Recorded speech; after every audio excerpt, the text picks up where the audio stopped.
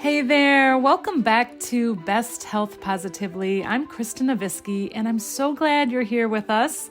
This is where we talk all things health with 2 episodes per week on Mondays and Thursdays. And I've got to say, the highlight of my day is when I hear from you guys. I love your input, the wins, and even the challenges that you share because I'm glad to help whenever I can, even if it's just an idea or offering a little bit of support. It's such a good feeling to connect with you guys, my listeners, because that's why I'm doing this. So please don't hesitate to reach out. The links in email are in the show notes here. So today we're going to talk about the ups and downs of making change or trying to make changes. And I know I've experienced this, and I'm sure many of you have too. And it's something I hear a lot. It's I get really motivated and excited to do well, and I do for a bit. And then it's just like out of nowhere, I lose it. I lose the drive, the motivation, and I just stop. And so the problem I'm hearing is about the back and forth, the up and down. And what's really at the heart of this is a lack of consistency. So what we're going to talk about is how we find ourselves in this pattern, what causes the ups and downs, the back and forth, and why it happens. And then after we understand the why, we'll talk about how to build consistency and literally how to implement this, and we'll go through some easy examples. So first of all, why does this happen? And you know how frustrating this can be. You've started strong, you're following through, and you're feeling good, like you've really found the motivation and things are clicking, and you go strong for a while, feeling kind of on top of the world, and then seemingly out of nowhere, you falter for a second, and then it's just like it's gone. So what exactly happens that you go from the top of your game back to the bottom?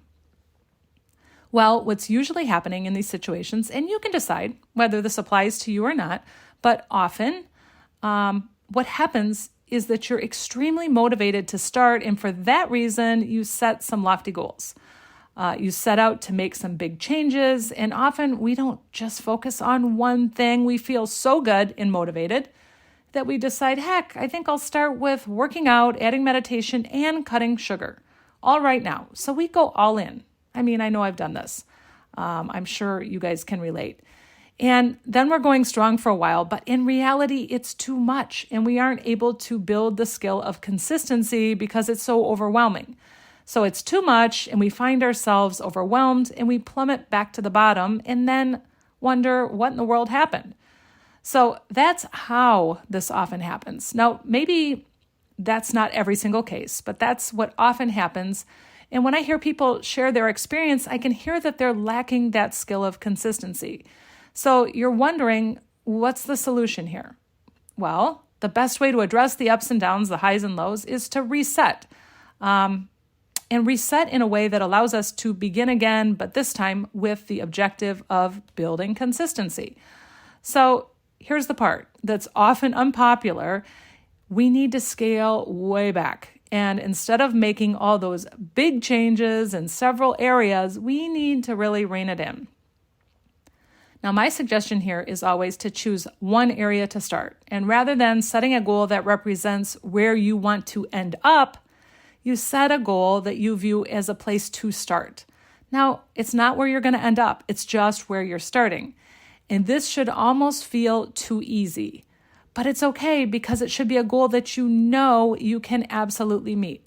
For example, maybe your goal is to start walking and you want to walk 5 times a week for 45 minutes. Instead of saying, oh, I've done this before, I can do this starting Monday, I'm going to walk every morning for 45 minutes. Does this sound familiar? I know I've done this so many times. This is what we typically do because we know we've been capable of it before, so why not? Let's just jump right in while we're all motivated. Well, the problem is that we've been out of the loop and we haven't yet built the skill of consistency so that we can actually stay with it, because that'll be what we need to continue to practice the habit. And that's the key, right? I mean, if we can't continue it, it's not going to be a lasting change. So let's stay with that example that I mentioned. The long-term goal is to be walking 5 days a week for 45 minutes. So let's think about a good goal to start that almost seems too easy. How about 5 to 10 minutes one time a week to start? Now, what I usually hear is, oh no, Krista, that's way too easy. That'll feel like I'm hardly doing anything. I can do way more than that. But the bottom line is, you can do this. You can do the 5 to 10 minutes a week, 5 to 10 minutes once a week. You absolutely know you can do that and be consistent with it. Now, let's say you do that and you meet that goal and you want to do more, fine. That's no problem. But at least you know you can meet the goal of 5 to 10 minutes once a week. And there's tremendous value in doing what you set out to do. Remember, keeping that promise to yourself and following through. This allows us to get a strong start and build consistency, which also allows us to build some confidence. And this is where the real progress begins. And then after we've been consistent with this for a few weeks, for example, we can slowly increase and then build consistency at that increased point, and so on. Does this make sense?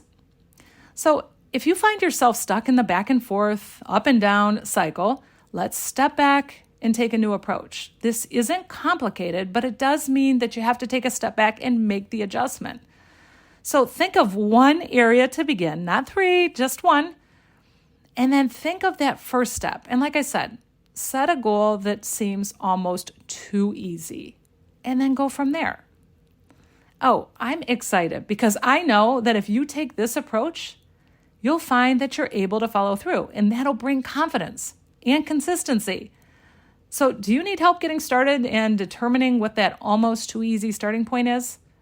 If so, reach out. I would love to help. You can do this. Absolutely.